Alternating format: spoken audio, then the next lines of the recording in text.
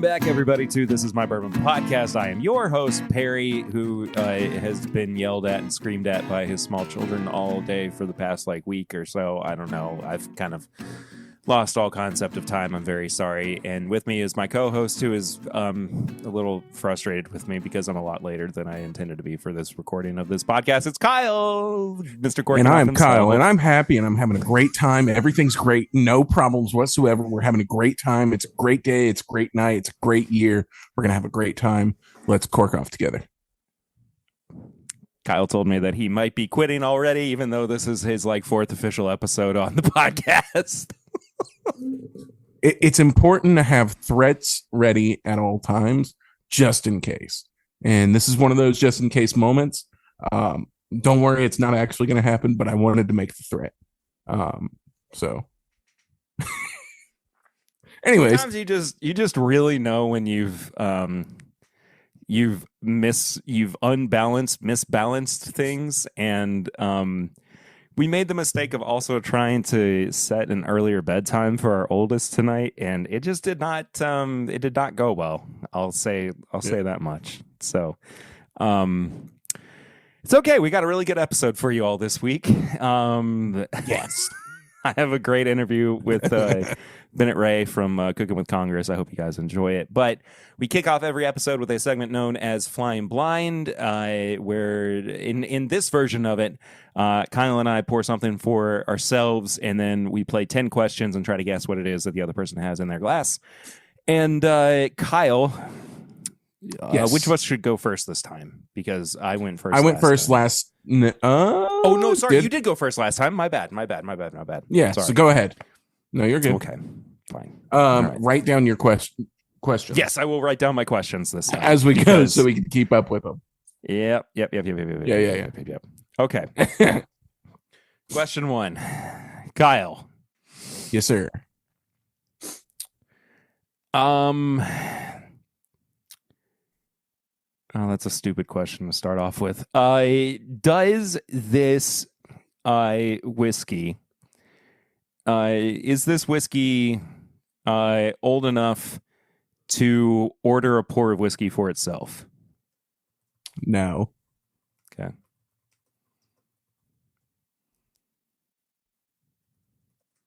Not old enough. That's a crazy first one to put down. Yeah. Number 2. Mm-hmm. If I drove 400 miles to visit the distillery where this whiskey was made, would I have driven too far? That's a good question. Probably. Yeah, definitely. Yeah, of course. Miles too far. Okay. Yeah. Question 3. Has this whiskey gone through a secondary finishing process? No.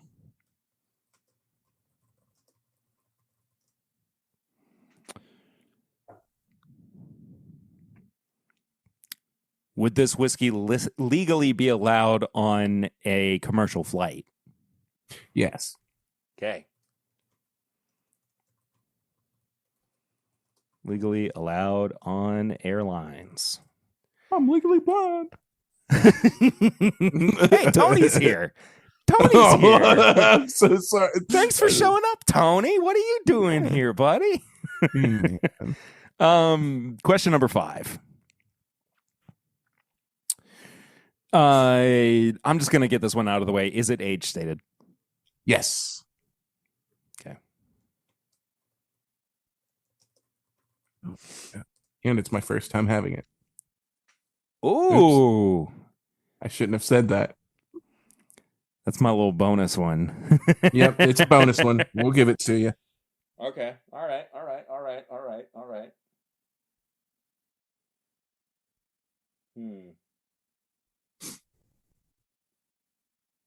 That knocks out a bunch of options, I feel like. Really? I mean, if it's... Maybe not. Right. Maybe not. Getting rid Maybe of the not. staples, maybe. Yeah. Yeah, sure. Exactly. Is it a heritage distillery? Oh, yeah, for Okay. sure. This is question number 7.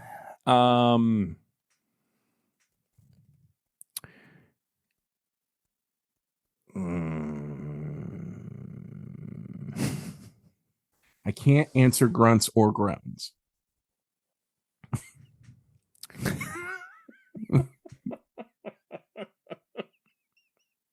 That's fair. That's completely fair. Age stated, heritage. Have I interviewed the person that made this whiskey? Oh my gosh.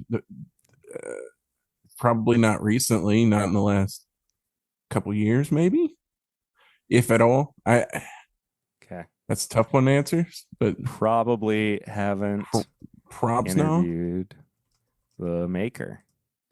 But maybe. Who's to say?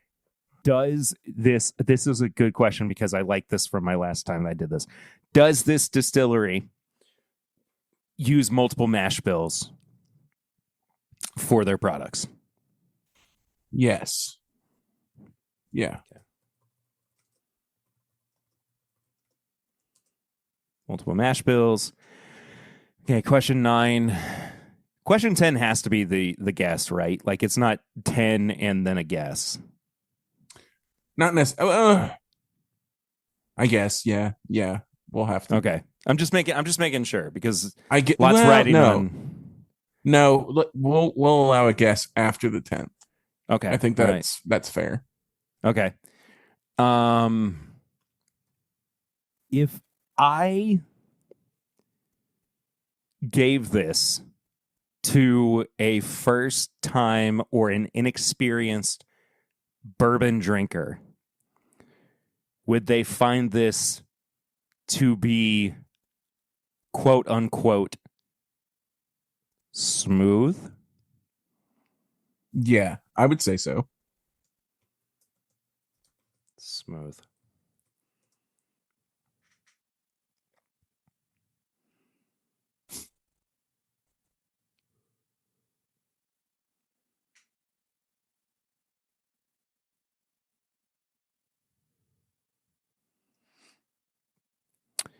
Is this whiskey from the bourbon capital of the world? No. Oh.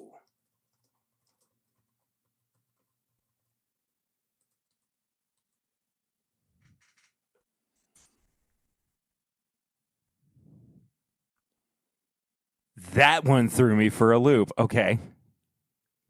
Yes. Look at all of the questions you've asked again. Just run through them and then think.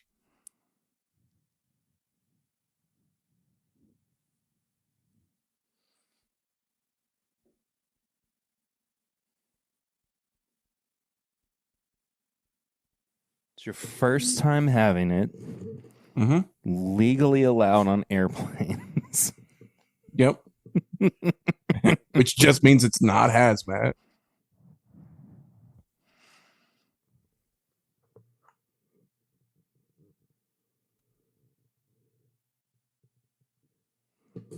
Not finished.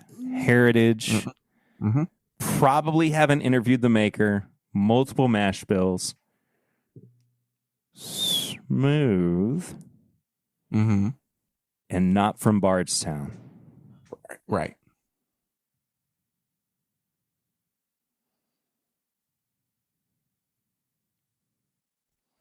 And within a 400-mile radius.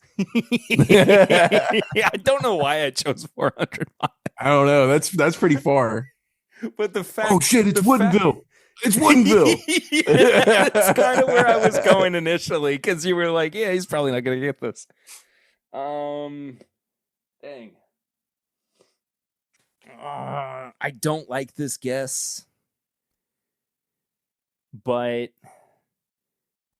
it's about as close as I'm going to get. Okay. Is it bullet, bottled, and bond? It is not. Okay. I don't have a second guess. Like I'm pretty far off, I think. I'm gonna give you a quick hint. This is related to what many considered one of the top 3 whiskeys that was released last year. It's related to them. So think about the top 3 that came out for a lot of people this past year. Age stated, smooth, Multiple within a mash 400 bills. mile radius. Not from Bardstown. Not from Bardstown. See, now I'm hitting a wall because now I'm only thinking about what did I have on my. Yeah, do you have your list available? I do. Is it the Four Roses Small Batch LE? No. Oh, okay. Man. I'm way too far off then. Yeah, I do. Yeah. All right. This distillery is known for their Lincoln County process. Okay, I was thinking that it was Jack. Is it the Jack Daniels 14? It's related to the Jack 14. It is the Jack Daniels 10. Dang it. Okay. Yep. 14 was my next guess because that was my number 1. Yeah. Dang it. Right. And it's a lot of people's top 3. So, yeah. Okay. It's very good. Yeah. I like the 10. 10 last year was one of, if not the best that the 10 has been for all of the releases that they've put out. Yeah. The nose on it is ridiculous. I wasn't ready for that. I've got my sample around here somewhere. Anyway. Okay. Do you want me to show you what my pour looks like because I did that last time? Yeah, did I show you mine fair enough? No, you didn't. You didn't, but it's okay. I'm not going to hold it against you. Yeah. No, don't. I don't care. Oh, okay. All right, sure. I won't give I will still sip it though while we do this. Okay. All right. Let's start with the basic stuff. First, take a dip. Take a big dip, big sniff. Now he's just blocking it. He doesn't want me to see it at all. Nice extendo. Very aggressive. Oh, okay. Can I fly with that thing? You can absolutely fly with this. Okay. All right. Flight risk? No. All right. You're not getting the captain called on you. Yeah, darn. I just want to see the cockpit. Yeah, come on, man. Can I fly this thing? I bet Where I could. are my wings? Oh, I bet I could. I bet I could land this thing. let me try. Give me a shot, bro. Just one. Come on. I see an open field over there. Yeah, they're just farmers. Okay. Is it age stated? It is age stated. Okay.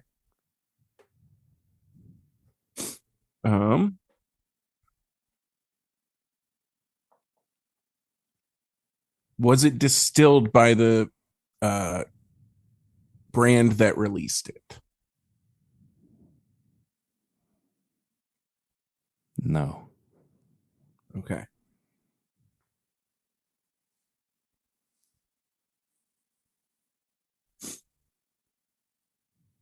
Good question.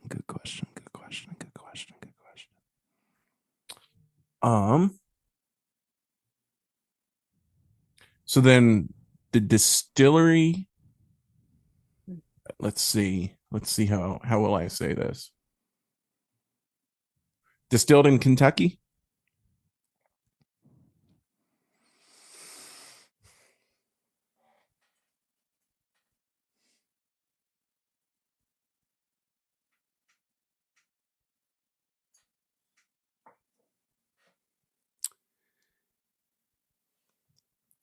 Partially. Okay, here we go. So Barrel craft spirits. No, I'm just kidding. I'm just kidding. Yeah. Okay. So then it's a all right. So it is a non-flight risk, age stated NDP blend. I got a feeling. Oh, But jeez. we'll keep moving. We'll keep moving. Okay. All right. First, is it finished? Yes. All right. All right. That now widens the gap because finished multi-state stuff, everyone's doing that right now. So It's true. fun. It's true. They're all saying it. They're all saying it. It's They're all doing it. I hate to do They're it. all doing each other, saying it while doing it to each other at the same time. All right. Sometimes two at once. The dance has multiple meanings.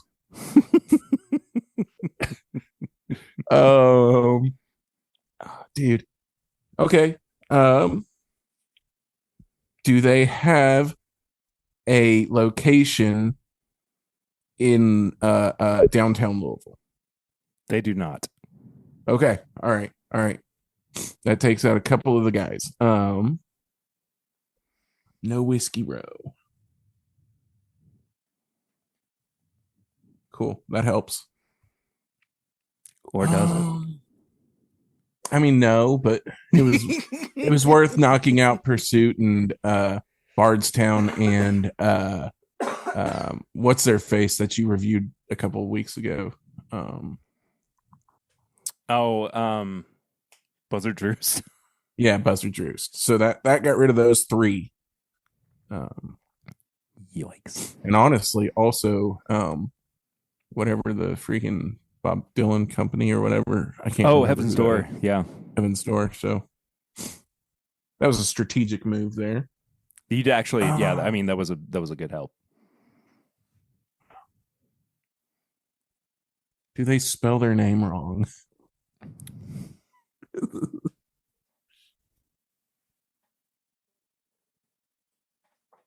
No. Okay. All right, so no barrel craft spirits.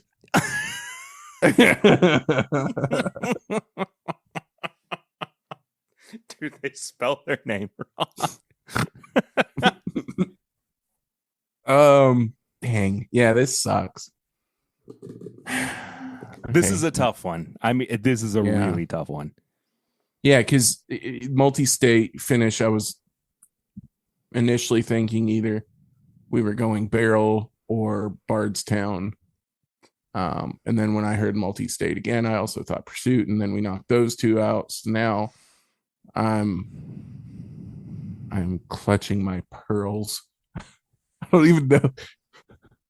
I'm not sure it's used correctly in that sentiment, but I mean, I'll still give it to you. That's the fun. We're not working off semantics here. That's right. Yeah, we're not working off Samantha today. So whatever we're doing. Poor Samantha. Sorry, Sammy. I don't know. Let's ask another question. I don't have any other questions that I can think of that'll help me. Those are the most useful. Because it's finished. Is it also is it a finished rye?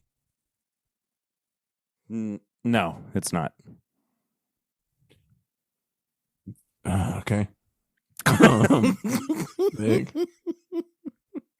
Yeah, this sucks.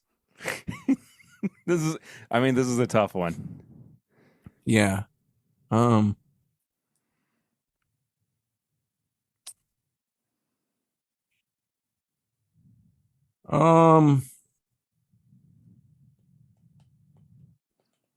have no idea. Is it cask strength? Nothing indicates that it is, so I'm going to say no. Okay. It's Right on.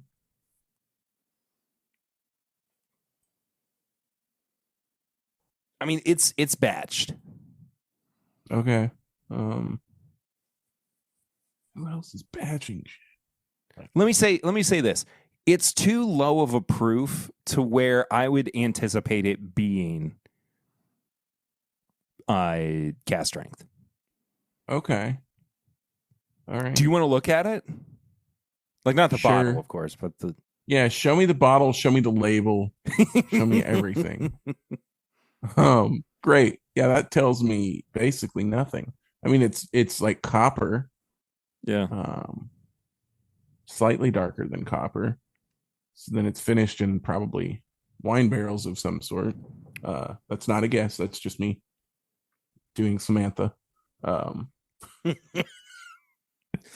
Samantha's really getting it on this episode. It is what it is, right? Okay. I guess I will ask that. Is it a wine finish? It is not a wine finish. All right. All right. Son of a bitch. I don't know. Is this dude, I have no idea. Cause like, oh my gosh. Okay. Do you want one more hint? Sure. They do not operate in the state of Kentucky. Yeah, I figured as much at that point.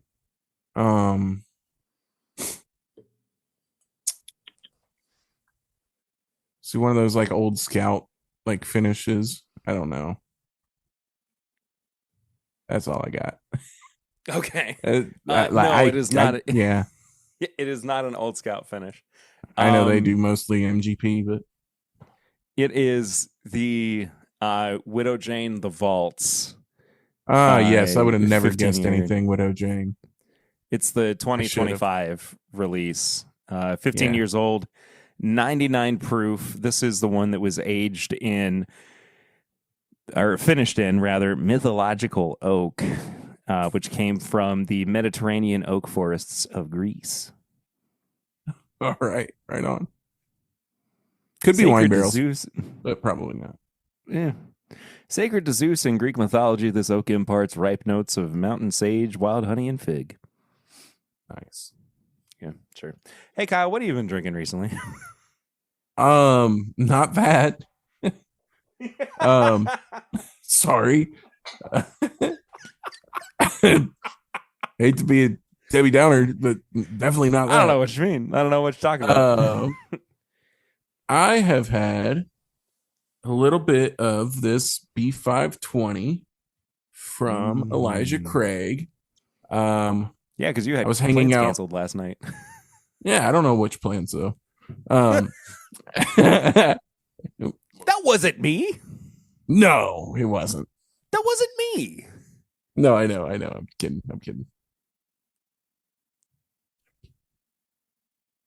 I like that bourbon a lot. It's so good. It's so good. It's so tasty.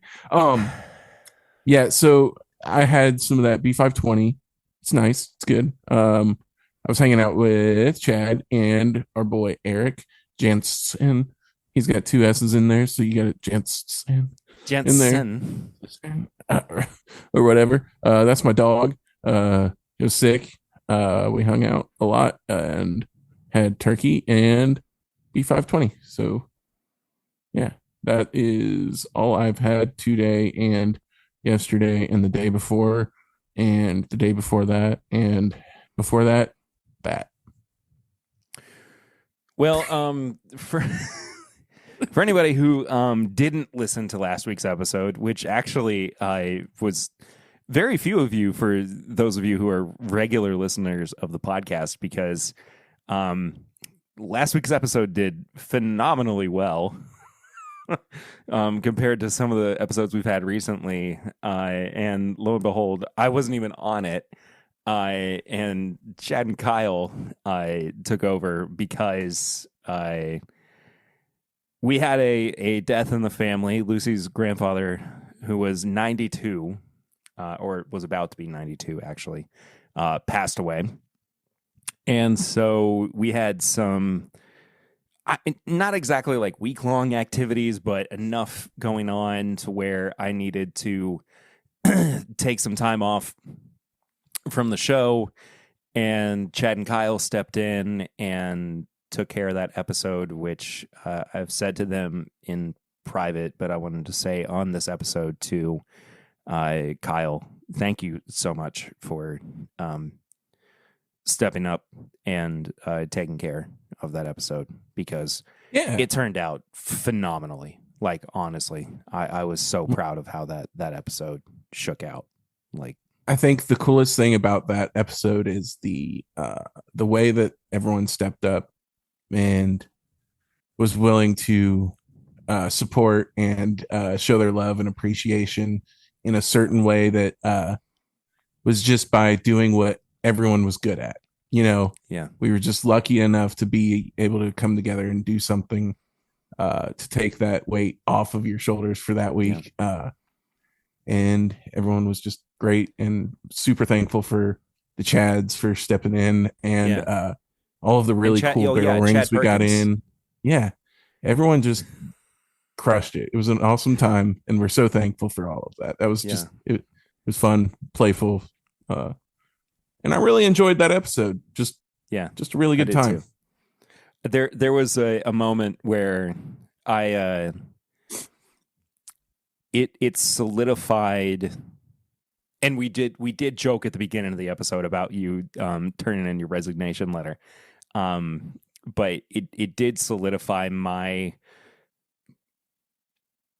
choice to have you as the co-host on the show for a couple of reasons. One, because even though you have a very short tenure so far on the show, you immediately, when I asked you to, stood up and said, yes, I will help you out. And two, you brought the backbone for that episode, and made it into what it was. And that helped me not only like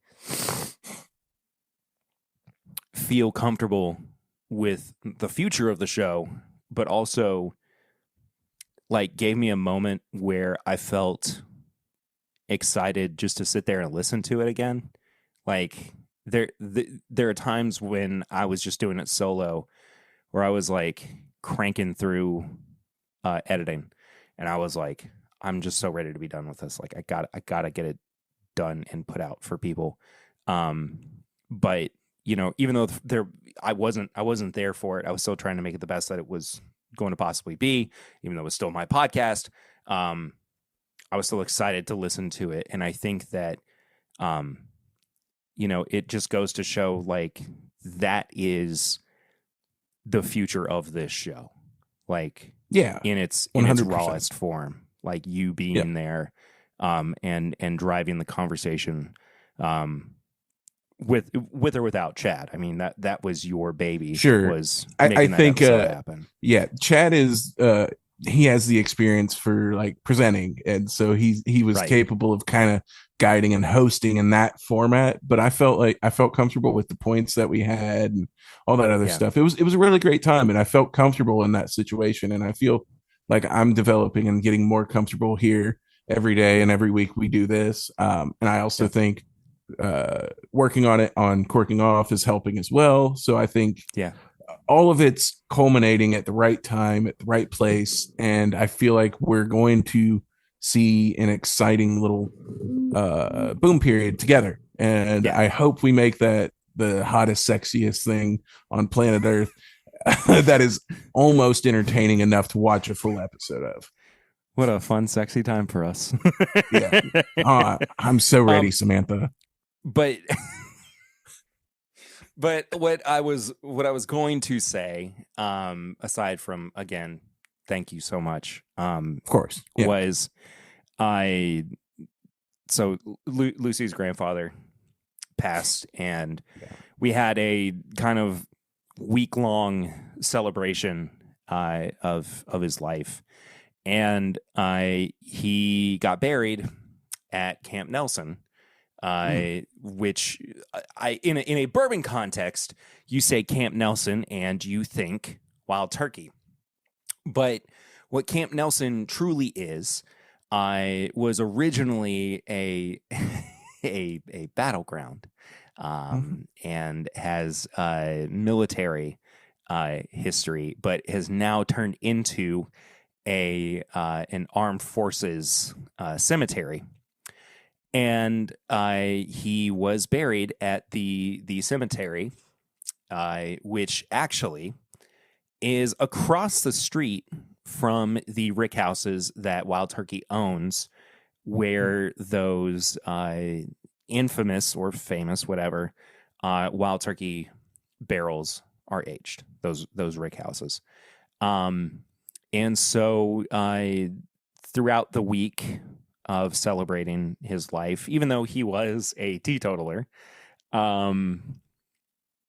my toast to him, I was opening a Camp Nelson Rickhouse E Russell single barrel, and it was a very simple toast, but it was that the best barrels of bourbon are rested for a long time, and the best men among us are rested forever. And to celebrate him, we cracked open a bottle of what it could ostensibly be the best bourbon. And by Thursday night, after the funeral, that bottle of bourbon was also laid to rest, as it were. And so that's as far as I'll get into it. But, even for somebody who was not a bourbon drinker, it felt appropriate to celebrate a man who was, and I will not get into it here because there's too much to get into, but was the best of us, even in the worst of times. And I always admire him and will strive to be like him in my darkest times too. And I hope that I can do that eventually. But for the music geeks in us as well, I have to show you too. All right. I got one of his guitars. Ooh. Yeah. It's a Washburn. Okay. But using it's a 335 type, right? 335 basically, yeah, like a 335. It's a hollow body, kind of like, for people who don't know, music or guitars that well. It's basically like what B.B. King played. Like, I don't know a better way to put it for people. I, of course, have played guitar for, 2/3 of my life, and I met him half of my life ago, and I always got into their house, and after saying hello and everything, I sat down and I started playing his guitars. And a few years ago, he got this one, and this was the guitar that I sat down and I played the most. And he said, "That's yours," basically. And a couple of years ago, he was in the hospital and he was really sick. And he was like, "I need to give this one to you sooner than later." And I was like, "Granddad, you're going to be here until you're 110. And he made it to 91. And it still wound up being mine. But I was very, very thankful that I got to hold on to this piece of him. So anyway, It's really cool, man. That's awesome. Yeah. So that's that for that's sweet. Little, what a piece. Yeah. What a sweet piece. Yeah. It's awesome. I'll bring it by the storage unit soon, so we can, enjoy it together. Folks, I am unbelievably excited. I've been following this guy for a while, and I adore all of the work that he does on the internet. Cooking with Congress, Bennett Ray. Bennett, thank you so much for sitting down with me for a little while and drinking some bourbon and talking about. Well, I don't even know exactly where the conversation is going to go at this point, because that's how things roll with Tim Bibb. Love to hear that, and thank you for inviting me to this podcast. It's the first one that's come with free drinks, also, so that's a bonus. Yeah, you need to be on more bourbon shows then, because that's kind of just part and parcel when you get on bourbon podcasts, because we want to share the wealth. And it's a good conduit for for conversation anyway. A whole circuit out there. Yeah. Oh, there are a lot. COVID was a big reason for so many bourbon podcasts happening as well, because everybody was like, well, I'm at home drinking and bored, so I may as well, start some kind of content with it. But we'll start here. Where did first of all the idea for Cooking with Congress come about, and what was the impetus for your first couple of episodes? Yeah, I'm happy to be starting with the best of all those bourbon podcasts, obviously. And man, there we go. Thank you. The impetus for Cooking with Congress, it's kind of a long gestating idea. Back in, I think it was 2018, so almost 8 years ago now, I was with my then girlfriend up in Washington State visiting her grandma, and her grandma was in her early 90s. She's since passed, but she pulled out this cookbook out of nowhere, out of her library, her weird collection. She grew up in South Dakota, and she had kept this 1989 South Dakota Centennial cookbook. And she just thought, I think you'll find this neat. So I took a look at it, cracked it open, and I fell in love immediately. To me, it was so funny because there are all these recipes submitted from, South Dakota's premier political players, the governor, state senators, the representatives, and all the recipes sounded disgusting. It was like happy ham and diabetic cucumber salad and all the funniest recipe titles you could think of, juxtaposed with these pictures that they're all 24 years old. They look like 55 years old. There's that era of time. Right. Everybody when they were 18 looked 40. And it was so funny. And it even had recipes from Ronald Reagan and George Herbert Walker Bush, the president and the vice president at the time. And so I was like, I love this. This is so funny. I have to start recreating these recipes. Now at that time, she said, you can't have the cookbook yet. I'm not dead yet. But she made another. When I die, I give to Bennett. But I couldn't even wait that long. I found a copy on eBay and just started making the recipes back in 2018. Started a blog, about a year later. But I was just doing it for fun for so long. And that's where the idea came from. It didn't take off until I'd say 2023, 2024. Right. Was there any just history nerd route that you had in there too? What was your background in school too? Mm-hmm. Yeah, no, presidential history specifically was my always nerdy. I could go on and on about presidents. I remember their order when I was 8 or something like that. I had a president's book when I was a kid at my 4th birthday party, and I still don't quite understand the context, but they had at Party City big cutouts of George Herbert Walker Bush on sale because it was 1992, and he was done 1993, so he was done. They were on the clearance rack. My mom thought it'd be funny to just bring a cutout to my 4th birthday party. A picture of me at my Batman 4th birthday party, all in Batman outfits, and then George Herbert Walker Bush is at the door. It was injected in such a weird way so young that I just took it on, I guess. And when I was fix. I was like, well, I want to be the president, but also I want to be a chef at the same time if they allow that. Right. It's just the closest that I could possibly come to it with my professional qualifications, I think. There's something funny too about like having to find that balance between like I love the history of it and how can I incorporate it into entertainment as well. And like that initial spark, it's such a like blessing is such a weird word to use in that, but like without that, the initial cookbook, I mean, like I would have never thought to go, I think I'm going to make an entire series out of the oddities of elected officials.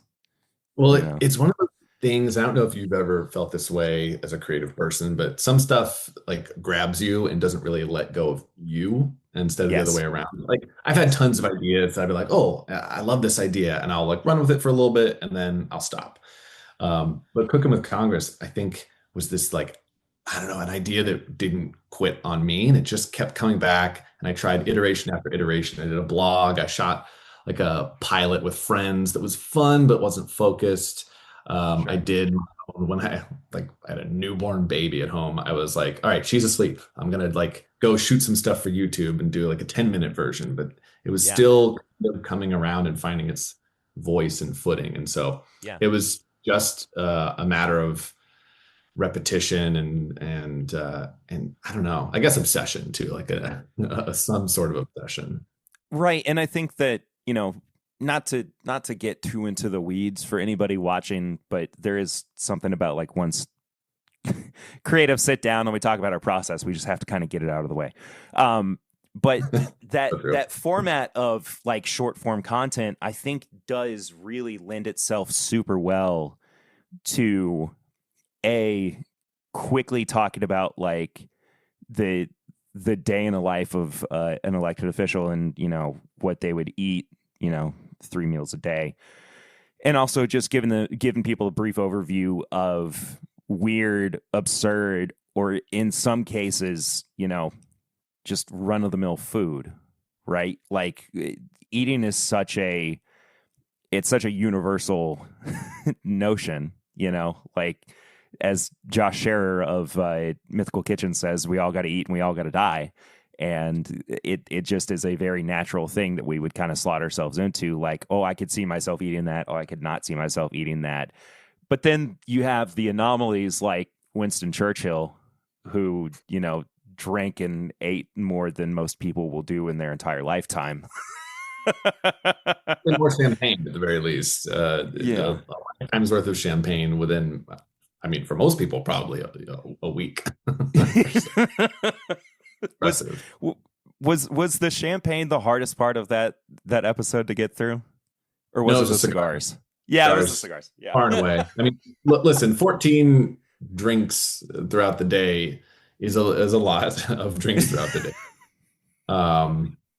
Don't get me wrong, but like once you get up to 6 cigars, I really was like, on a couple of them, I was like, I'd say this is done. I was like getting past the band. I was like getting close to the band. I was like, we'll consider this done because my head was just pounding and I couldn't tell where it was coming from really at that point. I was like, is it the Papa cocktail that I'm sipping on? Is it the third cigar of the day? Is it that it's 11 o'clock in the morning? I don't know. It was confusing my body at all times. I wouldn't recommend either the 8 or the 14. It's 2 whole bottles of champagne a day is ludicrous. Thinking about that much, I don't even want to entertain it at times. But let's go ahead and pour the first that we have. So sample bottle number 1, as it were. As I said too in my last email, feel free to pour as little or as much as you would like. But I figured I'll just tell you what each of these are, because aside from samples 2 and 3, which we'll do, as I said, like a tasting within a tasting with those, because I had a spark of an idea with it. But Okay, I'm intrigued. are you familiar with the Maker's Mark ambassador program? I'm not. Tell me more. So years ago, it used to be a lot cooler. It used to be able to sign up and your name would go on a barrel along with other ambassadors, and you'd get like, a little Christmas gift, whether it was like a mini jigsaw puzzle or socks or a tie pin or something like that. But now with bourbon as popular as it is, you can't get all that in the way that you used to. And you also definitely are not able to get your name on a barrel. But I was in like the last group or some of the last groups where you did get your name on a barrel. And so Cool. a couple of years ago, my barrel came of age. And the way that they treat it, and I used to think that it was, you'd go and you'd get bottles from that barrel. But instead what it is they take that barrel and they blend it with other ambassador barrels. So the first pour is from my ambassador barrel, or my ambassador blend, I suppose. Get low there. Yeah, well, I have a couple other bottles, but I also, even though it is getting low, wanted to share something that not many people have had. So it's close to Maker's Mark, but it is uniquely its own blend of makers. Do you know like what do they give you any like notes about what's different from a regular bottle? Do they kind of clue you in on the blend? It's so the barrels in it are all roughly like 6 or 7 years old, which is typically what they use for makers anyway. It's still 90 proof, which is all Maker's Mark across the board. I don't think, because I'm pretty sure that they will sometimes blend in, like 8, 9, 10-year-old bourbon with makers just to beef it up a little bit if they need it. But yeah. I think with the ambassador bottles, they are just using those 6 or 7-year-old bourbons. So it's not got as much, not to, lead the witness or anything. But it at least in terms of like, some of the maybe darker tannic qualities that you would get from older bourbons, especially from makers, that's not necessarily as present here. So, but it is still very inherently Maker's Mark, I feel like. Sweet. I've had a good amount of Maker's Mark in my life. Yep. Yeah. But regardless, man. Cheers. Appreciate you again. It's a bit fruitier for me, too, than Maker's typically goes. And I think it's, again, some of those, like, younger barrels not having a counter with, older barrels being mingled in.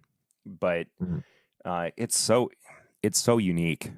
I love being able to pull at this and share it with people too. I think for sharing something that, I mean, you certainly can't get in stores. Very red around the name. Fun. Yeah. Let's turn for a moment and talk about your not just your experience with bourbon, but you're also something of a cocktail connoisseur as well, from what I understand. So I want to look at your drinking history is a weird way to put that, but I am curious about. Yeah, I do want to take some time and especially look at your time with bourbon and also beyond. So people ask like, oh, okay, you have a political background, or I went to school for politics. That makes sense. History nerd, whatever. Are you, do I have any culinary training? And the answer is no. I'm a, good home chef and a better home chef through Cooking with Congress. very much so. But I do have, like cocktails is my background. It's the only like, culinary training I really had. I taught cocktail classes for about 6 years at a distillery in downtown LA. I worked there for a long time. I learned as much as I could about bourbon and whiskey in general, gin, vodka, liqueurs, amari, etc. Got to be in on a lot of the conversations, on the distillery room floor. And I feel like I just built up a knowledge from that. And I feel like at this point, cocktails are definitely my specialty. It's still my party trick. If I go anywhere, I'm always batching a cocktail instead of bringing a bottle of wine, or bringing beer or whatever else. Yeah. Because it's unique. It's also easy, and frankly, I just have so many leftover bottles from working at a distillery that I gotta use them up. Got like Now, which was like a that really Green Bar? It was, yeah. Okay, So I worked gotcha. for many years there. Great products, and all, especially I think the liqueurs and the Amari were pretty special. If you've ever had like the poppy or the ginger liqueur, some really cool stuff that they're making there. Yeah, gotcha. It's cool. I had, not to like be weird, I guess, but like I had seen those bottles on your home bar too. Mm-hmm. And I was like, I have never heard of Green Bar before. And so I just had to look them up and saw that they were in LA. I was like fascinated by some of their products. So yeah, anyway. if you can get your hands on the poppy, it's like if you're into Amari generally, it's got like a bitter floral component it's more interesting than Aperol and less bracing than Campari. I love it, and I would happily recommend it to everyone. In terms of their spirits, the garden vodka is probably my absolute favorite. And it's just a weird bottle. It's a weird herbaceous vodka. I use it all the time though. I still use it all the time. So if you get a chance, check those out. They never made a bourbon, but they did do a single malt American style whiskey using different woods. And they did a cask strength version that I'm fond of. Oh, okay. Yeah. We'll get towards Go ahead. Sorry. Got some cask stuff here. Yeah, some 55. I think theirs is like 57.5%, if I remember. Yeah. So it had some firepower. Yeah, we're moving towards higher proof, as I'd like to do with flights later on. So we'll get there in just a moment. But how are you doing on the makers? Good. Yeah, I like the makers. Yeah, it's bright. It's a little fruity. It's I haven't had makers, just makers plain, straight bourbon in a little while, but it feels like how that tasted with a little twist, Palate cleanser here. Mm-hmm. Yeah. So we will pour, as I said, 2 and 3 together if you are able to. Yeah. Okay, cool. Together meaning in 2 separate glasses. Yeah, not in the same glass. Yeah. They're like seems quite silly. All right. Not that I don't love a good home blend, but the home blend is fun. We all have an infinity bottle, right? But oh yeah, I've got a few actually. I like doing infinity bottles with single barrels as well. So if there's a Russell's Reserve or Knob Creek, I love having just a side infinity bottle. But yeah, I've got mine from just as many random things as possible too.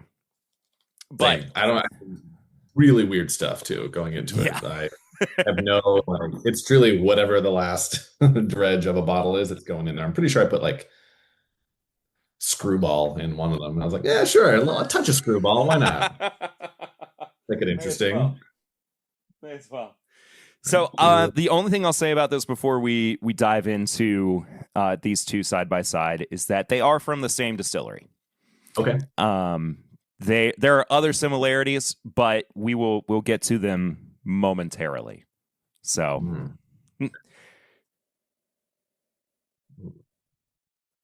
okay.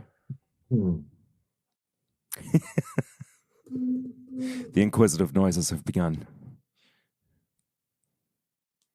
All right. Cheers on number 2. Cheers on number 2. we've shifted gears quite a bit Oh yeah, we're from much the makers. rougher in this way. There's something there I don't recognize. Oh, interesting. I like that. Yeah, lots more on the kind of tannins and like T notes. Oh yeah, Mhm. a little darker, a little bit more punch. Mhm. Got a little bit more spice to it as well. We can go Yeah, ahead. I'm not sure if the higher, if there's any like a small amount of rye blended in or something, we could definitely get a little punch. I wouldn't say it's necessarily rye, but has a little bit of that spiciness. Yeah. I'm gonna try number 3 as well. Yeah, let's go for it. Mm. You should make a smash cut of all the guests going on this show. And then it like symphony. I bet you could do a full symphony with the amount of like nonverbal sounds that come from the show. I would love that. I'll just do and appropriate just because that's the song you always use, but the Star Spangled Banner with.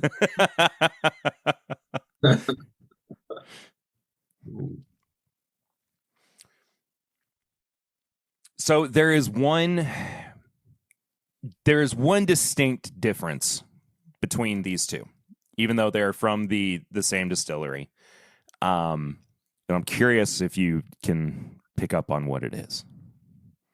The third one, if not, to it's me, okay. But not sure if I can, but the third one to me has a little it not in an unpleasant way, but it's a little stickier on the back of my throat than the second one. I agree.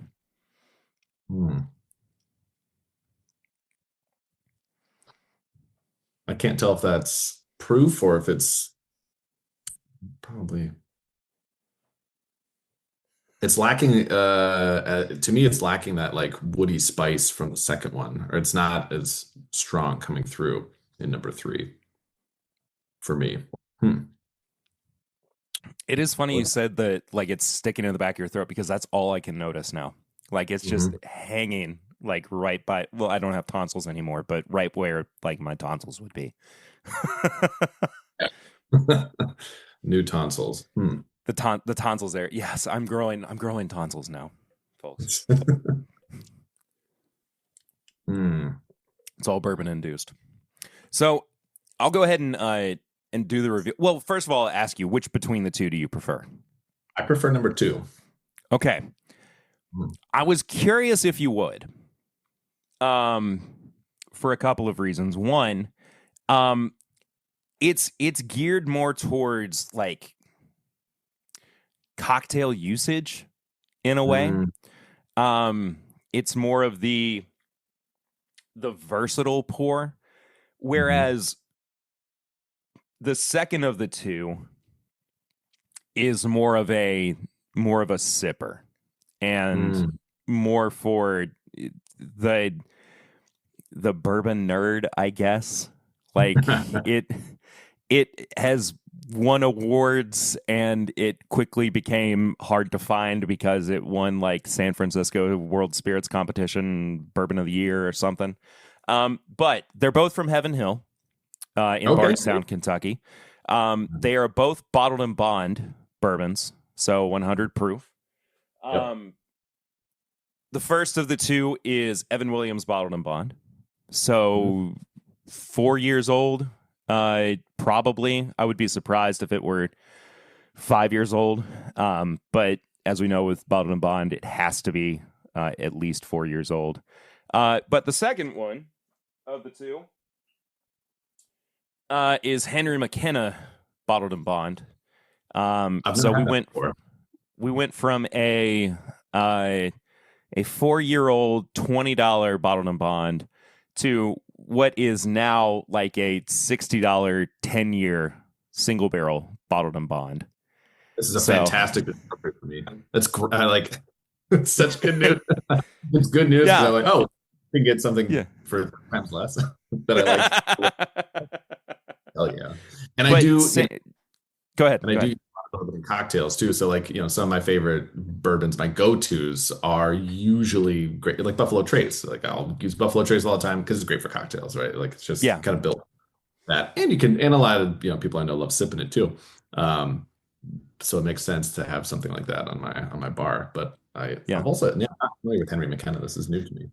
Yeah. Hmm. But again, same distillery, same proof. Age is really the only difference, but they're the same mash bill as well. It's the Really? 78.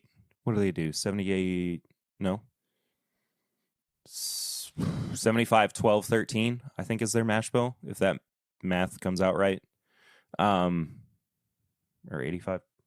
I don't know. 5, 12, 13. Yeah, 75, 12, 13, right? Okay, yeah. So because the malted barley is just slightly over what the rye is.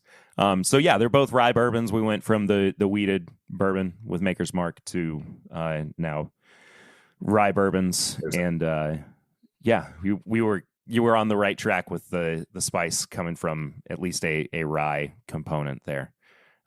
So good I job love on a that. good rye. That's like and I love bourbon as well. I mean, why not love them all? Exactly. But rye, I'm an equal go to opportunity rye. drinker. Exactly. I have no allegiances to one over the other. Scotch, Yeah. great. That's kind of how I treat all food as well. I'm like, I don't have any allegiances or barely any. There's pretty much nothing I won't try. No cuisine. I'm like, no, I don't like that cuisine. Like, just give it to me. That's great. It's funny that you say that, and I know that like it's easy to focus on some of the more outlandish moments that you have with Cooking with Congress, but recently you threw out the presidential breakfast gauntlet, right, for people who wanted to challenge themselves to basically eat a bunch of cottage cheese on President's Day, and that was. I wish I had not just gotten back from Colombia, because I 100% would have done it, because I actually do like cottage cheese quite a bit. But between, foods that folks might have a hard time stomaching on that end of the spectrum, and then fish aspic, which I feel like yeah, or in some cases tongue aspic, which you cooked for. That was a Mary Todd Lincoln recipe, if I'm not. Yeah, who was a Kentucky native as well. I am curious, how often does your family partake in some of the weirder foods that you cook for the show? Oh, almost never. I have a 6-year-old. She's not touching most of this stuff. And hilariously, my wife and daughter are both pescatarian, so they don't eat meat. So I'm trying to make tongue in the house whenever they're both gone. Like they're gone tonight, actually. They're doing like a camping trip. And I was like, great. So no joke, have tongue defrosting in the fridge right now. Because I'm like, That's they're gone. Incredible. Time to do a tongue recipe. Like Kevin for lengua Quayle. tacos, or just for like an episode of the. An episode, yeah. Oh man. Okay. No, I've got like 7 quail, a tongue, a big slab of ham. I'm like going meat crazy while they're gone for episode. Spare them the smells. That's really what it is. Even with a good range hood, you still get some smells in the house. We own a lot of candles because of this. So many. Well, I I don't envy your family if they are averse to such things, but that made me laugh quite a bit. I want to ask too, like on the side of, and I'm sure that you've gotten this plenty, but we're in a weird position right now in this country, where a lot of the people who have said for many, many years that they're, apolitical, or they don't like to engage with politics, have now found themselves becoming more and more political, or at least letting themselves express their politics more and more. Like even myself showing, more of what my politics actually are on the podcast. Mm. like, and for better or worse, I don't care. Like, I just, when it seems appropriate, I'll speak about it. But within the context of Cooking with Congress, you do maintain a fairly neutral, I wouldn't even say like apolitical stance. It's just kind of like, here's what people ate. Like, even with the JD Vance episode recently, you put that out and it was like, this is just bad food that he made, not because you dislike him or like him. It was just like, this is just bad, right? But for you with that content, is it tough to remain neutral at times? There's this like um there's this quote, or this, I don't know if it was a quote or something, but like I kind of view the show almost the way that like David Lynch views his movies. If I don't know if you're a David Lynch fan, or if you've I watched any of love his David stuff, Lynch. Yeah. there you go, right? Like Yeah. Twin Peaks and Blue Velvet. I mean, there's just so many Yeah. that I absolutely love that he created. And people would always want to ask deeper questions about like, what does this mean? What does that mean? I'm like, well, who's the log lady? I don't understand. Like, and he's like, I made the show. I'm not answering those questions. This was me Yeah. telling you everything I could tell you because I can't tell you in a different way, right? Like I am expressing myself in this form. Yeah. And that's it. Like, here you go. This is the way that I kind of like express it.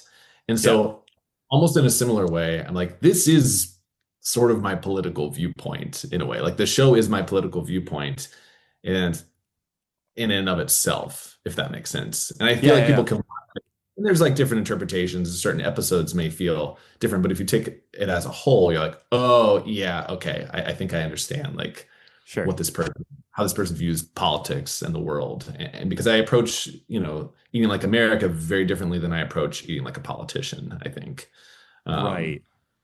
Like there's so much more, at least in the way that I feel it too. I'm like, oh, these are just people, these are like teachers or welders or data analysts or, stay-at-home parents or whatever else. And there's a lot more, I guess, like empathy and understanding for 100%. for that versus like someone who has like, well, I have a net worth of, $46 million. I'm going to eat ham mousse. Like that's Yeah. right? So I kind of derive it from there. And at times I've spoken up when things are important to me. I'm like a food creator. And so it's very like, I like ache whenever people don't have food. And it feels very silly sometimes when I'm there and I'm like, all right, I've got 8,200 calories in front of me that I'm making for entertainment and education and my own curiosity, but like people don't have that.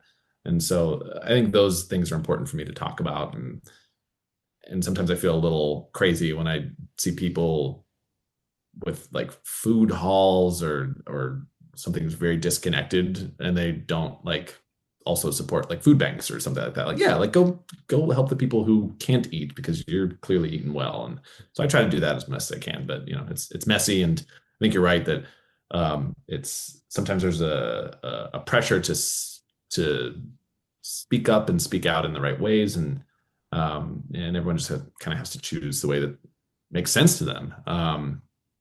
That's a kind of sloppy answer, but no, I mean, I think it's appropriate to just, and that was not with the intention of being like, tell everybody who you voted for in 2024. You know what I mean? Like, and because by no means is it like a gotcha kind of thing. Like, it's just clearly, I just want people to understand that, like, regardless of how, I think there's still like some of us who try to maintain this, like, we can all still try to be friends mentality in some capacity. Like, I think that's why I drink whiskey with a wide array of people, because it's like it's a great way to bring people together.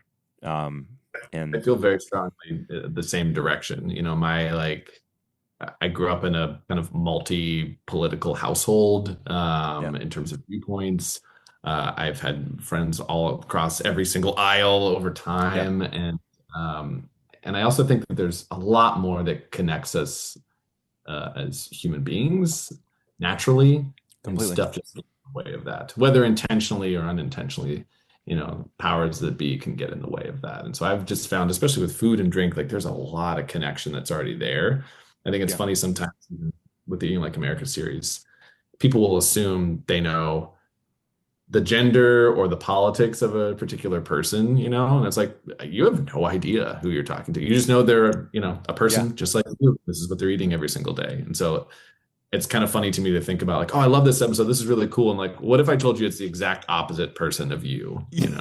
You feel differently. I was like, well, this person's a Democrat. This person's a Republican. This person, XYZ. Independent. Yeah. I believe this, I believe that. It's like I could add all of that, and then you're going to feel a certain way, or I could remove that context and just give you, well, this is what a person's eating in a given day, and it is humanizing, and it's almost.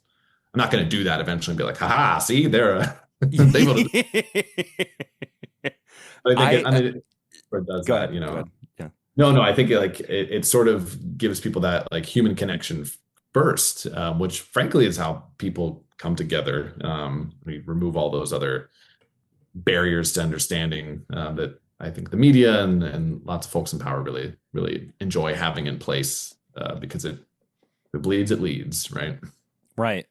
I speaking on the Eating Like America series, which for folks who don't know too, you started this series where it's taking a look at people from it's 453 congressional districts in the 435 plus, if you want to do 2 minute seats, it could be 535, but yeah, 435 congressional districts for the moment. Yeah. I got the dyslexia mix up there. But yeah, 435 congressional districts in the states. Bennett started a series where he was taking one person from each district and eating like them for a day. And I don't think I've ever gone to a comment section as quickly as I did for the person who was a bartender. And just knowing that people were going to be like, they're an alcoholic. We gotta worry. We're all worried about them. Please, God, take care of it. And I was like, brother, you gotta just like understand this is an abnormal situation for a person who, that this is like an extreme. Like, this is probably a person who is talking about what it's like when they are working a shift at the bar, not, their actual, real day, waking up and drinking, an entire bottle of Four Roses, basically. So a little bit maybe. So the day is supposed to be like an average day, not and I checked in with him about that. I was like, just want to be clear. This is like your average day at that point in your life. Pretty much, like that's kind of what it is. And the funny thing is so many people are like, this is insane. This is dangerous. This is XYZ. Lots of people were just sent love and concern. Other people who are bartenders are like, yep, this looks about right. Like they saw themselves in it, and I think, again, like it's not supposed to be like, well, all bartenders drink this way or all people from Washington's 7th district. This is how they eat or anything like that. It's just like, this is just a slice that you get to see. And I feel like a lot of people out there can feel seen when they see those other diets. Like, oh, it's not just me. A lot of like stay-at-home moms have seen a stay-at-home mom diet and be like, yep, I see myself in this future, or, whatever it is, everyone's occupations, they tend to see themselves in those diets. And so it was a kind of funny moment. I also did reach out to them and be like, how you doing now? Like, are you good? Like just with pure, like I was like, I don't want to be, I don't want to genuine concern. We can swear on the podcast. You're fine. Don't worry about it. I didn't want to be an asshole and just be like, hey, like, seems like you got a problem or something. But after living through that day, I was like, this is a lot, man. And I had to check in and make sure she was okay. So, and it's improved for her over time. She's like, yeah, that was a dark time. It was a tough time. I was stressed and working like 14-hour shifts or whatever else. So like you said, there's her own context for it. But that was a tough day. A lot of comments. There are a few episodes that get heated in the comments. A lot of them are pretty chill, especially on TikTok for whatever reason. Like I'd say like the comments are like 99% like I'm happy. I can live in the comment section all day, which is rare for social media. Yeah, it's Instagram where it seems to get real real intense between people. Levels. But Yeah, like TikTok, people are like, it's pretty cool. All right, like really yeah. positive. And Instagram's like, okay, it gets a little intense. People are judging a little bit more on people's diets. And then you go to Facebook, it's like, not safe. Get out Yeah. of here. I'm gonna leave this alone. Touch with a Yeah, 10-foot I pole. really like, yeah, and there's only so much time in the day. I try to respond as much as I can to like DMs and comments, but Facebook is unfortunately just the one place where like I can't engage too much on there at all. You would be, I think you would be frustrated if I submitted like with what my daily meal typically consists of, because I am a typically an intermittent faster. I usually just drink coffee in the morning, and then I kind of pick around at lunchtime, and then Okay. like dinner is usually like my biggest meal. And I think you would go between like I'm happy, that I at least get coffee in the morning. I'm a little frustrated that I'm not, eating a whole lot when I'm at what would ostensibly be like my hungriest. But then like I at least get like half of a rotisserie chicken or roasted like Mediterranean chicken and some Yeah, there you rice go. and hummus at at dinner time and some That bourbon. sounds pretty good. Yeah, I mean, Yeah. there might be some like struggle hours between 2 and 3, I would bet, if I followed this. But if I had to skip a meal, it would be lunch. Like Yeah. I can coffee for a while, some breakfast. If you're forcing me to skip a meal, I would skip lunch every single time. I love Yeah. a breakfast. I love a dinner. Lunch is the least of I'm all. kind of the same way. Like I absolutely adore breakfast, but lunch is like I see lunch more as like social or Yes, as like a work necessity at times. It's like we need to meet. 100%. We're gonna meet at lunch. I'm not meeting you for dinner. Like I am An act. Need a tuned dinner. out. I'm clocked out by dinner time. But Yeah, anyway, lunch is that's you want to take me to like a nice, Jewish deli for lunch, great. You want to like there you go. go, then I'm in. Like we can do a lunch, but lunch on my own is the laziest possible meal. I like it's nothing. Nothing Yeah, or yeah, like you saw like a mug of cereal. I don't know if you saw yeah, my exactly. pretty lazy. I love the mug of cereal. There was something about that that tickled me. But I had it. I had it this morning. there you Yeah.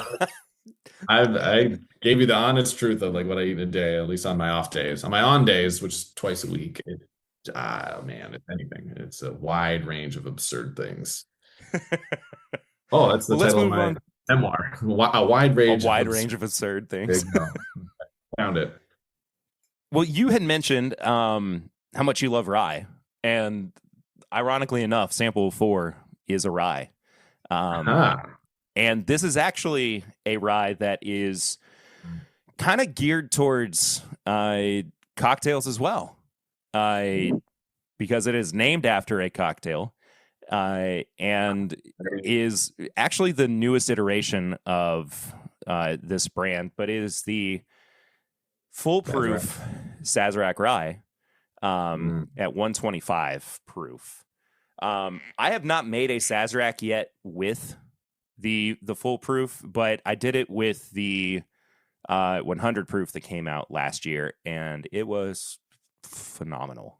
I am a big fan of Sazeracs anyway, but Me too. I'm very much looking Underrated. forward to. Oh, 100%, 100%. But there's something about the 125 proof that I'm very excited to get into with the with the Sazerac. Oh, even just smelling like a 125, like it hits your nostrils. Yeah. It's still, it's not the morning here, but it's the early afternoon, so it's giving me fuel for the rest of my work day. It's like smelling salts in the most beautiful way. There you go. Ready when you are, man. Cheers. That's quite the leap from 100 proof to 125. Yeah. Oh yeah. Ooh. Mm. I really, there's enough here that I can certainly make a Sazerac with this later, and I will. I would love to see I actually might make one myself too. I think I need to. All right, we'll make dueling Sazeracs. What is Yeah, your we'll what is your absinthe of choice? St. George. I think, what do I have nearby? I actually might have St. George. Yeah. Now that I think about it. Amazing. That's kind of crazy. Yeah, a big fan of St. George generally. I love their gins too. The terroir gin is fantastic. I was wrong. It was Mephisto. Okay, great. So, well, very different but similar. Yeah. Sazeracs. So, some of the inevitabilities of doing content online is eventually you run out of a finite pool that you can draw from, right? There's only been so many presidents. There's only so many first ladies, so many vice presidents. And not that you have run the course on all of the presidents so far, but you recently took a kind of a left turn and did an episode where you paid tribute to your recently deceased a grandmother, which my condolences to you, by the way. Having just lost a elder member of our family too, I know how large of a hole that leaves. But I know that there's a sense of like closure that doing that kind of tribute might help bring you. But what was that creative process like for you? Was that something that kind of jumped out immediately, or were you using that as part of your grieving too? Well, first, I'm again just sorry to hear. I'm sorry for your loss too. No, I appreciate it. Even people in their 90s, and I know as someone in their Yeah. 90s. Yeah, you lived a long life, but there's some kind of like glue. I don't know about your family, but like my wife's family, my family, there's some kind of glue that happened that generation represented, and there was something unique about them that is lost as we've, I don't have any grandparents alive anymore. My wife doesn't either. It's like I don't either. Yeah. It feels heavier for that reason. And my grandma lived to 98, died a year ago. She definitely influenced my life in a myriad of ways, but a lot in the political realm, I guess, and just like being interested and engaged in politics, and history and presidents, so I think I definitely grieved for a long time, but I miss her a lot. And I think about her a lot when I'm doing the show, because there's like a bit of her spirit in the show.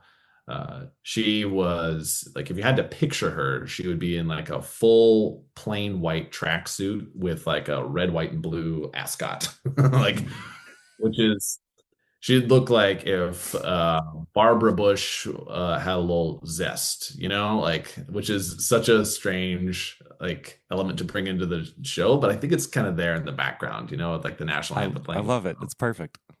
And so I kind of just was talking with my mom, and we were talking about a story where she ate 14 blueberry pancakes while she was pregnant with my mom, and I was like, oh my god, that's a lot of how did she do that? I get like some of my genes from her because I can put it away, and I used to be a lot bigger and I could really put it away. Yeah, and I understand. And big boys unite. I was at a wedding, and this is a total side note, but I was at a wedding and met a couple of other guys who were all previous big boys, and all talking and hanging out. I was like, all right, I got a question for you, former big boys. Do you still sweat like a big boy? And they're like, yes. I was like, dude, no matter what the temperature is, no one else is sweating. I'm sweating. I was like, me too. All the time. All the all the time. time. Never stops. It's still, I sweat like a big boy still. And I'll Yeah. never stop probably. So strange. Anyway, sorry about that. But No. It's the all good. I understand. just hitting it all the time. Yep.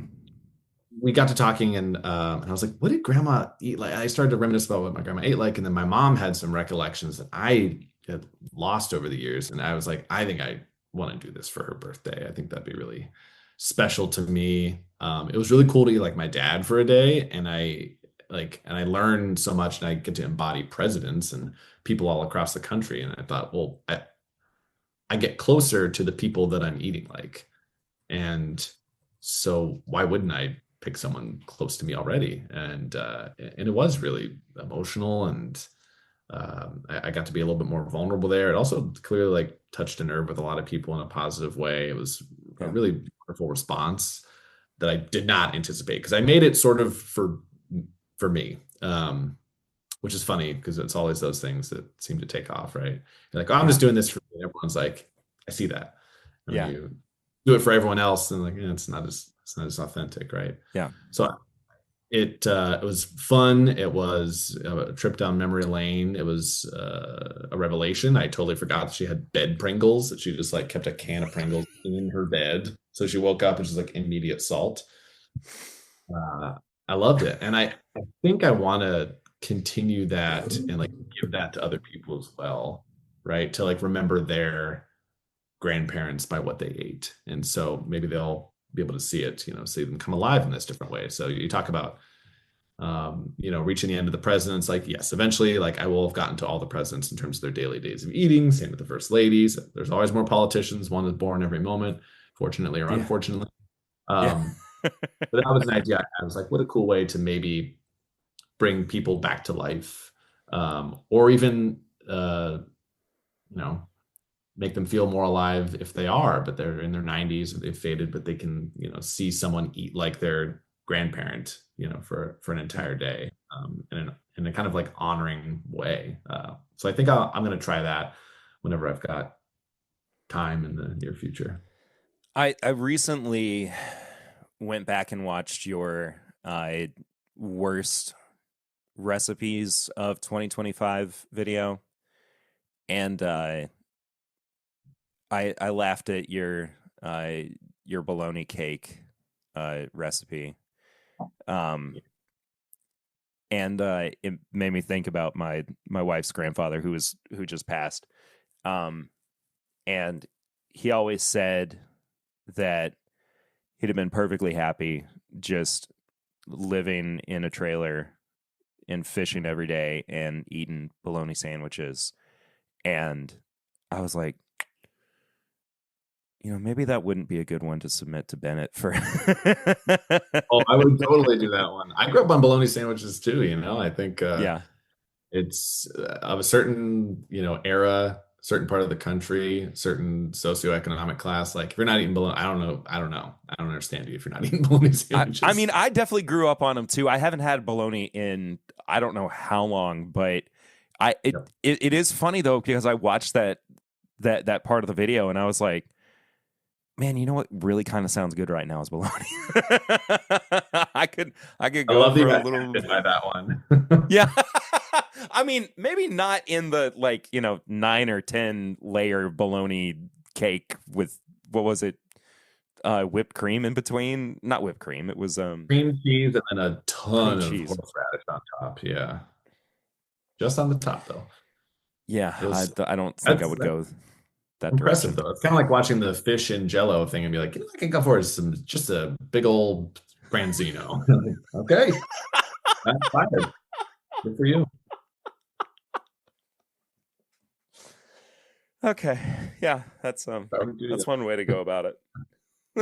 You got to get your solids and your jigglies all at one time, I suppose. But yeah, that's the new food pyramid. I heard there's a jigglies section. Jigglies, yeah. Well, I mean, you know what? I'm not going to get into it anyway. Bennett, we got one pour left. It is actually, because I know that you have had some Four Roses on the show, and funny enough, brought it up earlier too. I went with a Four Roses single barrel. They do the single barrels at barrel strength. So let me actually refer to my notes because I did the math. It's 11 years, 2 months, 115.2 proof. So we're dipping back down just a little bit. And it's their OBSQ recipe. So it's one of the high rye at 36% rye mash bills. And as they put it, lightly floral. But I never trust distillery tasting notes. I just prefer to go with my own. But I'm curious. I don't know what the Four Roses distribution is like out there in California. You can find a lot of Four Roses out here. Gotcha. Thankfully, pretty much everything is distributed in California. Thankfully, we have some great, massive liquor stores too that carry hard to find bottles, and I'm very appreciative. Green chartreuse, you got a special order of that still. That's ridiculous. I know. I say, I don't know exactly what the distribution is like out there. Like, I don't have a friend who lives in LA and does bourbon content. It just. Oh, really? Yeah. His name's Clifton. He does a YouTube. Actually, he has a podcast now too. It's called Bourbon Bites. He does a nerdy side of things as well. I'll have to connect you all sometime. But yeah, definitely. Definitely the oldest bourbon of the bunch. This was a selection from a local store here too, Liquor Barn. But I'm excited for you to find out about this one. But cheers, man. Oh, cheers. I'm a big Four Roses fan. Same. Just in general. But this is a phenomenal pick. This is a great one to end on. Yeah. I'll be honest, I don't know if I catch a lot of the floral. Well, maybe in the back end. On the exhale. Interestingly enough, but otherwise I love that percentage of rye picked up. I prefer their high rye recipes to the lower ones. And OBSQ has not historically been one of my favorite recipes, but there is something about this particular bottle, this particular pick, that has just been one of my favorites in recent times. But this is my favorite so far of all five. I'd have to agree. I think the Saz Rye might be a close second, but I'm gonna go. If I have to rank them. Oh yeah, please do. Actually, it's controversial probably, but I'm gonna go 5, 4, 2, 1, 3. Oh wow! Okay. I know. Wow. The popular goal, and it just, I don't know. It doesn't do it for me.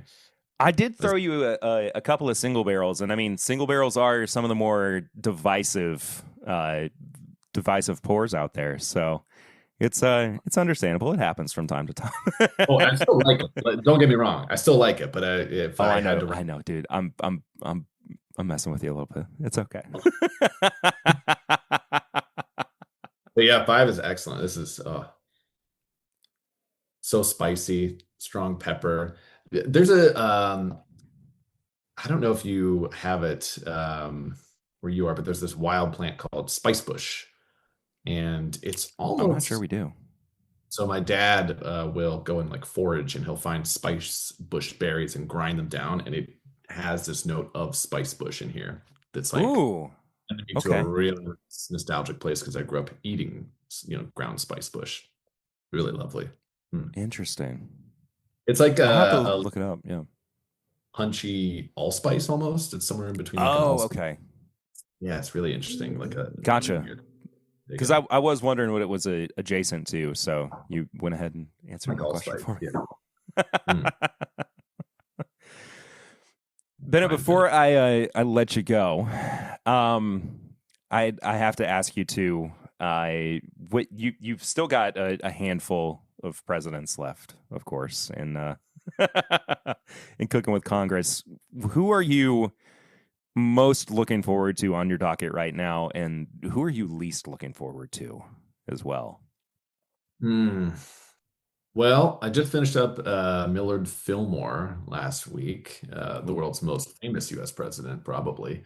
I've got some big ones coming up that are timed for the July 4th this year. So Washington, Yeah. Jefferson. I am most looking forward. I haven't done Jefferson yet. I've cooked a bunch of his. I'm looking forward to it because he was an epicure and his staff were incredible cooks. Excuse me, not staff. His enslaved chefs were incredible cooks, and so they were Yikes. some of the people who brought over. Yeah, I've said staff before, and people are like, not staff exactly. They did not have minimum wage. I was like, that is 100%. You are correct. But he, his like Hemmings brought over mac and cheese essentially, and Jefferson popularized vanilla in the United States and ice cream. So I'm really excited to try his day. He also drank very, very well, and a lot, as a lot of the founding fathers did. So I'm very excited for those days. I've already kind of slapped down the menus for them. There we go. I'm least looking forward to. I think Martin Van Buren, which is really specific, Ooh, but I do okay. hands on an entire boar's head for that one, and so I just feel like it's going to be. I haven't done that before. I've never cooked an entire head of anything except like a fish. So, and here's the thing: like I'm saying, least looking forward to. I can't wait. I'm so excited. Like I sure, of love course, yeah. right? But I'm gonna have to do it on a day that my wife and daughter are not here. I'm also right now working on a cookbook, and so I'm looking forward mostly to finishing up the recipe testing and getting to the next phase, which has been a lot of fun and also a lot of late nights. So as soon as that's out of the way, then I can really focus on those last, I think, 8 or 9 presidents that I haven't done yet. That's so exciting, man. I don't think I knew that you were working on the cookbook, so that's it's a secret, not a secret, but a not on social media yet secret. So but gotcha. I can give it to you and your many legions of fans, but I'm not going to give it to everyone on social media for a little while yet. There's a whole strategic thing that smarter people than me are in charge of. Well, even when the Cooking with Congress fans do come and listen to the episode, hopefully they don't go to your comments and constantly ask, when's the cookbook coming out? When's the cookbook coming out? Because I would love it if they did that, and then I just want to answer them. Yeah. I don't know what you're talking about. So that is your sign to please don't be a dick. Post constructive comments, not annoying brigading ones, please. Okay, last question, and then I'll let you go. Being the presidential historian that you are, Lincoln, does he belong more to Kentucky or Illinois? Kentucky. Okay, all right. Kentucky. I ate right his answer. food for the day, and I ate his entire diet. It's so Kentucky. So Kentucky. I think. Why did he eat an apple that way? Like he's eating it like he's a horse. Yeah, like reverse apple eating. I was a little nervous to do it on camera. I'll be totally honest. I feel like that could have been blurred out potentially. I don't think people should eat apples that way. I can't imagine why. Slightly disturbing. I live in California.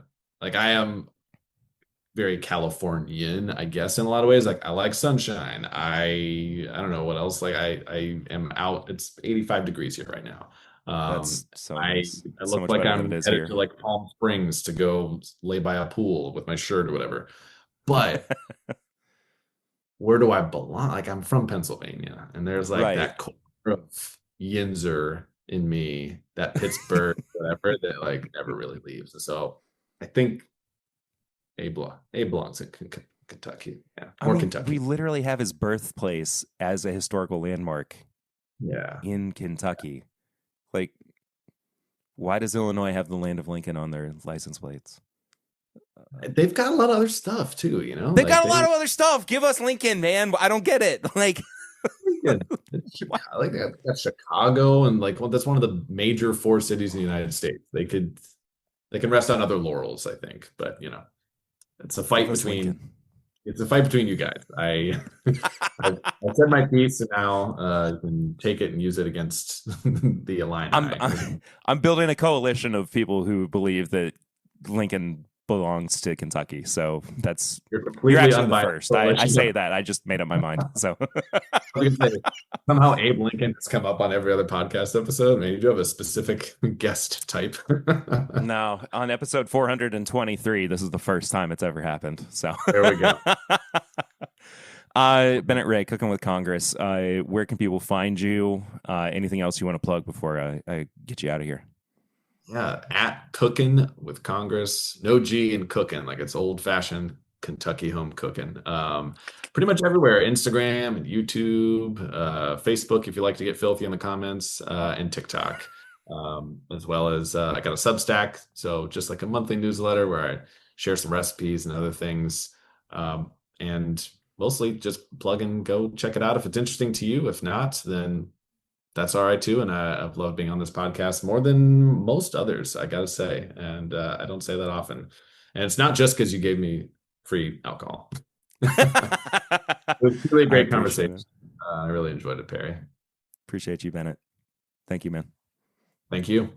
Folks, we got a couple of segments left here on the podcast before we get you all out of here. The first one is, well, we do have barrel rings.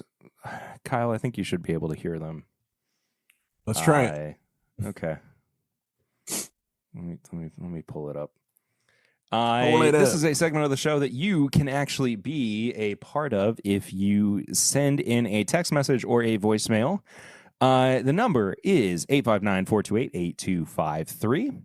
Once again, that's 859-428-8253. Text messages, voicemails. We'll be happy to listen to them, read them out here on the show. We got a text that came from Andy, and he said, I just corked off with Kyle. Great move on scooping our boy Kyle up, Perry. You guys have the perfect dynamic. Keep up the great work, homies. Let's go. Shout out to Andy. This sample of JD10 is actually from my boy Andy, so thank you, dude. Oh, really? Yeah, so again, we just corked off again together, and you didn't even know it. So I shout out, Andy. You'll have to cork off with us again. Yeah, that's my dog. I don't know if I've even met Andy. I don't think you have yet. So I will have to do that before too long. But definitely great new member of the Timbip family. That's phenomenal. We have a voicemail as well from he introduces himself, so here we go. Hello, Perry and Kyle. This is Mike Schneider out here on the left coast.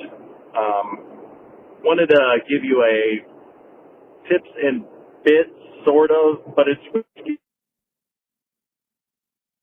you can see on YouTube called Independent Spirit, another whiskey film, Whiskey Without an E, because it is about independent bottlers in Scotland or Great Britain and Ireland, I should say.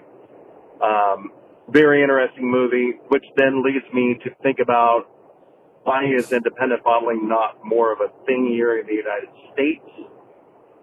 But we sort of have independent bottling with NDTs, but they can't or don't normally give credit to the distilleries in which they're getting their product from, unlike the independent bottler in think you beat the distillery you're getting it from. Anyhow, great movie. They made this documentarian has made other good movies about Scotch called The Water of Life. So hopefully you can take a look at it. And what are your thoughts on independent bottling / NDTs? Have a wonderful day. So from my understanding, as far as like independent bottlings in the States and crediting the original distilleries, a lot of it goes back to naming rights and paying for the naming rights of those distilleries. And the case that I can at least point to is Pride of Anderson County, which, not to dig up old wounds or anything, but there's a very infamous episode of the podcast where Eric and I railed on the Pride of Anderson County bottling for its pricing, which, I mean, I don't even remember exactly what it was. I've kind of put that out of my memory because we unfairly maligned the pricing of it. Just considering, I'm taking, my points of criticism and saying it was unfair. Eric can stand up for himself in whatever way he wants to. I'm not speaking for him.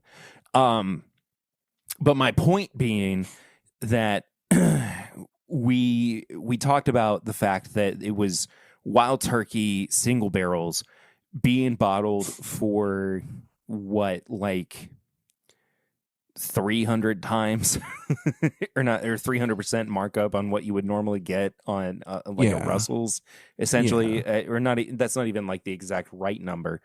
But looking at it through the lens of what was actually happening, was the fact that Dave Jennings and Rare Character had purchased the naming rights of Wild Turkey to put it onto the label. And there were a couple of things that went into how expensive it was for that bottling. One was how short the barrels were that they wound up bottling. And the other was the fact that it was just expensive to use the naming of Wild Turkey in general. And so it kind of compounded in and of itself. And so I think that's why you see a lot more of, putting mash bills on there, or, distilled in like Lawrenceburg. It's a combo of that, as well as I think also just, I think these distilleries are very proud of what they do. Yes. And they are so proud of what they do. They don't want someone else to take their name and potentially tarnish their name without their say in short terms, right? So I think there are a lot of single malt Scotch distilleries that are willing to get that payment up front from those independent bottlers, because there's a sense of like understanding that what these independent bottlers are doing aren't necessarily tied to the distilleries, while also being, I guess, technically tied to the distilleries. We do have a couple independent bottlers here in the US. Lost Lantern, I can think of specifically. And they've partnered with like Frey Ranch and I think Starlight and a couple of those like smaller distilleries. And I think those smaller distilleries would be more interested in doing the independent bottling route, because it helps them get their name out. And I think that's another part where the single malt side is okay with it as well, because there's a bunch of people who are making single malt not with the intent of making single malt whiskey, right? They're primarily just making whiskey so that they can either put it into Johnny Walker or they'll put it in Ballantines or stuff like that. We just have a different methodology here in the States when it comes to whiskey in general. And I think another thing about that Pride situation was they paid to cherry pick those barrels as well, not just to use the name. They also wanted to cherry pick their barrels. They wanted exactly what they wanted from those barrels. So that's another part of why it was so expensive, right? They were basically making their own master's keep, and that's kind of why we saw what happened to Master's Keep. Allegedly. I would assume, because I would react the same way if I were Campari and I saw that happen. So that's just an alleged not thing. to get too into the weeds of it, but like that was my initial criticism of it, that like, Sure. you know, if there's an independent bottler that is going to hike up the price on, you know, on turkey barrels that they have sourced, what's going to stop Campari from hiking up their own prices? You know, like that is what I had postured originally. Sure. I'm not even saying that is exactly what happened, but I'm not even saying that it was inaccurate, an inaccurate read of the future necessarily, because there's a way of understanding how, you know, people who want to make money are going to try to make money, and sure, that was my assessment. That was my commentary at the time. Yeah, and I think that people were very upset with me for that being my first foray into capital criticism. in that period, even though like I do know that there is still a very large, you know, consumerism basis that of course makes this podcast still happen, even though, you know, there are still conversations that you might not see behind the scenes about workers' rights and that kind of thing that work within the podcast, because I do recognize that and do try to make that a better reality within the industry. But that aside, like I was kind of very vocally conscious of it at that time, and it just hit me like a ton of bricks. And I just was like, I don't think I presented it in the appropriate manner, or with the vernacular that I could have now, in many ways. Like my commentary has evolved a lot at this point. But also like the perspective of it now has changed quite a bit. Because I understand the way that the industry functions a lot more than I did when that episode first came out in late 2022 or whenever that happened. Well, the ultra premiumization of bourbon had not fully come to fruition at that point. Right. You know, and now we are seeing, I mean, you had your old Carters and stuff like that were doing ultra premium, like boutiques and stuff like that, but it had never been like what we saw with that outside of like Willet, right? Yeah. So and people are gonna like hear what I'm saying and go, well, why do you align with somebody like Rare Character? And it's like, brother, you've got to, you know, pick your battles here. Like there are things that I'm going to find criticism in. I am going to, you know, lobby for, you know, the rights of the people that make things like Rare Character happen. You know, I think saying $500 whiskey is tough. I think it's okay to say that.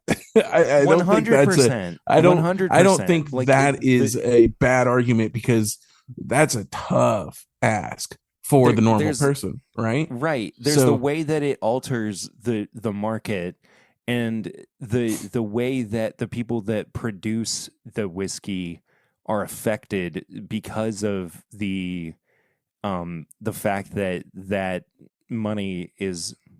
Whoa. I'm gonna stop myself. I'm getting way too much into ideology here. Yeah, just like in general, I think we are paying. They created premium to make it premium. I know that sounds super like meta, but like that's like all it is, right? They made Yep. that premium to be premium, so it is premium. Yep. We create like it's like the Cal 18, right? Calumet 18, $500 Yes. bottle. It's a special thing. It's meant to be special, so it's priced to be special. I think the same thing can be said about Pride. It was a special thing made to be special, so it's special. And there were Right. special processes that were placed there for that release. So and let me refocus myself onto like Pride of Anderson County, because I'm getting too far away from that. Yeah. I know enough to know that that was not a project that, you know, was turning a profit, right? Like they were doing that for, and Dave Jennings talked about this as well when he came on the podcast after we had our our mini blow up. He talked about the fact that that was, you know, a premium price because they needed to pay off what they what I mean, it cost them an arm and a leg. And yeah, exactly. So it is what it is, right? Mm-hmm. I'm also just it's I'm uncovering old wounds that do not need to be re-uncovered. Like, yeah, and I'm helping you do that, and that's not a good thing. Yeah. So I'm sorry about that. No. What it all goes back to is just that there are more facets to independent bottling and naming the distilleries in the United States than there are abroad, and I think that a lot of that just goes back to profit motive and profit incentive than trying to just make good whiskey happen. Sure. You know, I do think there's a good example of like Macallan, though, like with Scotch, where I think the independent bottlers stepped in and also caused that to become premium. So I think there could be an argument for Scotch having a similar reaction as well. And I don't know exactly what that looks like. Like there's a blind spot for me. Like I'm always learning. Like as evident with the Pride of Anderson County episode. Like even though that was 3.5 years ago, I am constantly learning about what happens behind the scenes. But regardless, I do want to check out this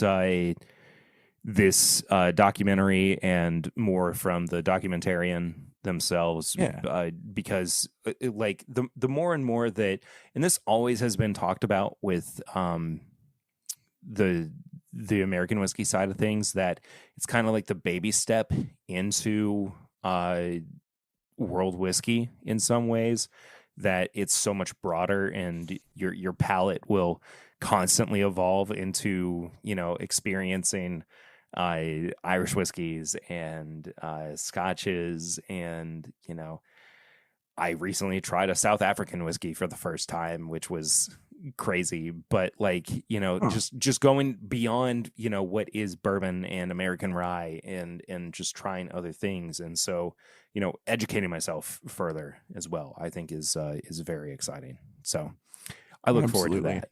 So next segment. High proof hot takes. We complain about things that have been bugging us over the past week or so. Kyle, what's been gnawing at your craw? What's been gnawing at the craw? Samantha. No.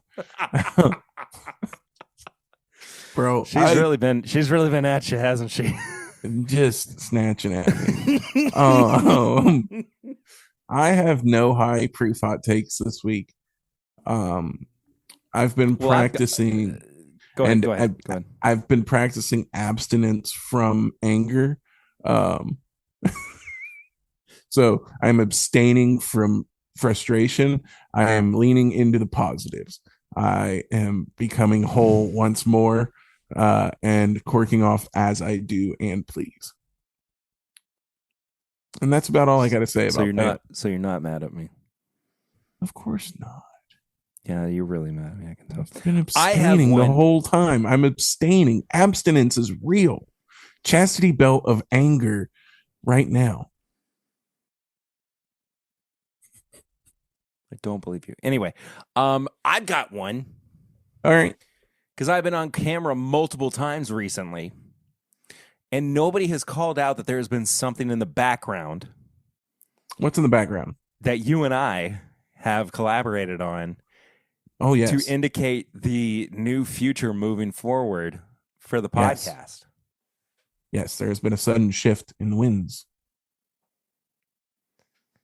We've always had Funko Pops to Look at this represent guy. Look our at that hosts and Dahmer-esque co-hosts. boy. Look at this. Look at this guy.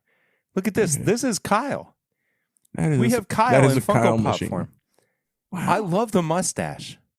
It I is, love it the is very mustache here. accurate. But Yeah. here's the other thing, too. I have not had short hair in many, many years. And even though I really, really appreciate Patrick and Heather Starkey having developed and delivered the very first Funko Pop that ever represented me on this show, I finally had to get a new one because I just don't have short hair anymore.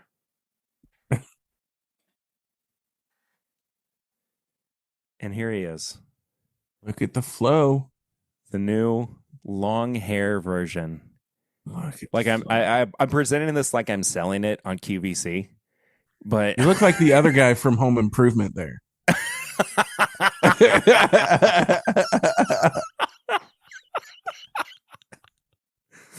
but here he is, the long hair version of Perry with his acoustic guitar and a microphone. He's present, and this is going to be the new way that you see thumbnails, I suppose. Oh, Kyle's glasses are a little askew.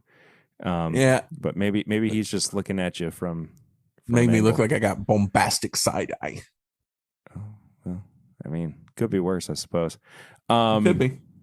But yeah, I guess if you want to get your own, you can go to the Pop Myself or Funko Pop Myself website and make one of both of us. And then, You know, that gives me a really great idea for something in the future called Quirk Myself. Ooh. So we'll figure this out, but that's an idea. TBD. I love that so much. TBD. Yeah. Okay.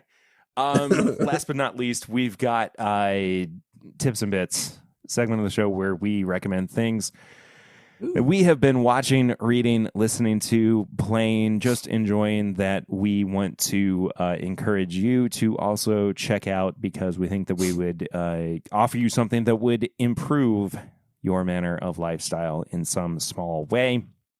Kyle, what do you have for Tips and Bits this week? I have an album that came out in 2009 by a pretty small band called Harvard, spelled HRVRD. And the album is The Inevitable and I. It is like a post-hardcore-ish,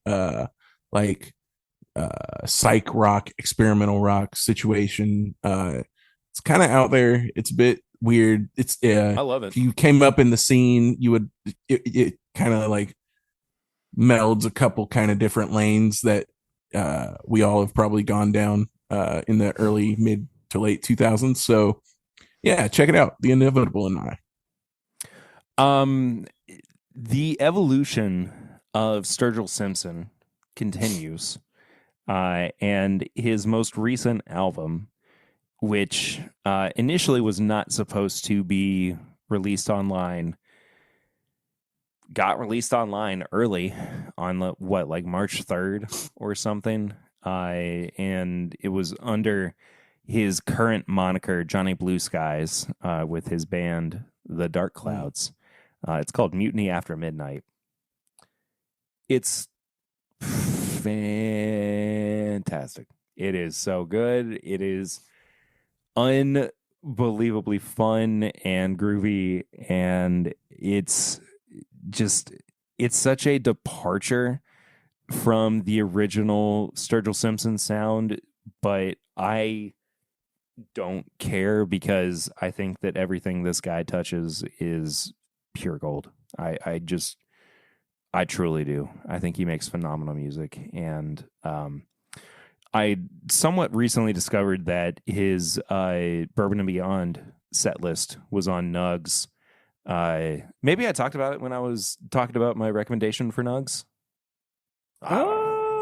No, you talked about what's his face, Tyler Childers. Oh yeah. Well, But the Bourbon and still. Beyond set list is under right. the Johnny Blue Skies moniker on nugs.net. Sweet. So if you want to go and check that out and listen to what I heard while I was making new friends in September in Louisville, go enjoy that. But that does it for this week's episode. Thank you again to Bennett Ray for hanging out with me for my interview with him. Go check out Cooking with Congress. He makes unbelievably fun content. I talked about it with him, but I would love to see what happens next once he moves beyond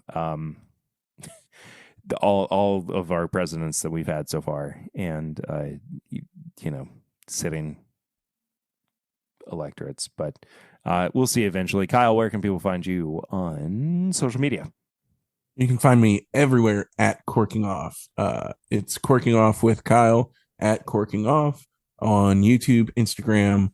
That's it. I haven't done TikTok because I probably can't cork off on TikTok, and Facebook. I probably can't cork off on Facebook, and X. I could definitely cork off on X, but 100%. I don't really X. I could probably sub X. I could probably subreddit Corking Off as well. But I don't. It's only Instagram and it's only YouTube. So check those out. We still call it Twitter here on This Is My Bourbon Podcast, but oh, sorry. That's fine. Yeah. We haven't assimilated to the. I mean, you I don't care. I'm over it all at this point. Yeah. And this is Kyle Xing off, which sounds. Ooh, I didn't. I also didn't tell you, and I wanted to tease this today. There's going to be a new episode format potentially within the next couple weeks, maybe, and it's called Peating Off. It's going to be Isla Scotch Peating Off. I love it. I love it so much. You can find the show everywhere at My Bourbon Pod. You can also find me personally at pritter1792. If you want to support the show, you can do so by heading to patreon.com/My Bourbon Podcast. There is bonus content every Monday, and there's the pregame chats on Tuesdays, as well as early access to the podcast itself on Tuesdays. We do some bonus content with the uncut, unedited version of the show on Tuesdays as well, for those who get it early. If you want to send us questions or comments, you can do so by sending us an email. This is my bourbon shop at Gmail. This is my bourbon shop at gmail.com. Let me say that with actual pronunciation. We love to hear from people over there. You can find all of our apparel and merchandise at bourbonshop.threadless.com. Maybe we can throw the Corking Off logo over there on a shirt or in some stickers. We should. Let's do it. Yeah, we may as well. I'm working on a couple anyways. Yeah, I mean, I don't see why not at the very least. Yeah. You can send us your barrel rings, 859-428-8253. I'd love to hear from you. Text messages, voicemails, whatever's easiest for you. Read them out or listen to them here on the show. If you have samples, snail mail, food, hopefully it keeps. I don't know. Just something that you want to send to us in the mail. We would love to get it from you. We have a P.O. Box. It's P.O. Box 22609, Lexington, Kentucky, 40522. It'll be open for as long as we can, I guess. Yeah. Send Perry PB&Js. Do it. Okay. Do it. Send them PB&Js. And then last but not least, leave us a 5-star rating and review on your podcast app of choice. It is one of the best ways to get us up in the podcast algorithm on podcatchers. If it shows up on the Apple Podcast app, which is the one that I choose to look at the most regularly, I'll read it out here on the show. But either way, tell your friends about the show. We'd love to see more folks listen to it. But next week, Kyle and I will be doing a blind flight of 2 samples, I guess. Yes. But they have been specially curated per parameters that Kyle put out. I'm very excited to test these. So yeah, I had a little discussion with some friends of mine off camera and off air about these 2 items specifically, and it really excited me because there was an opinion on one side, and I'm excited to hopefully prove myself right or burn in flames. So we'll see. Either way, I'm very excited. It's going to be a good time. We'll find out together. Until next time, though, I'm Perry. And I'm Kyle. And this is My Bourbon Podcast.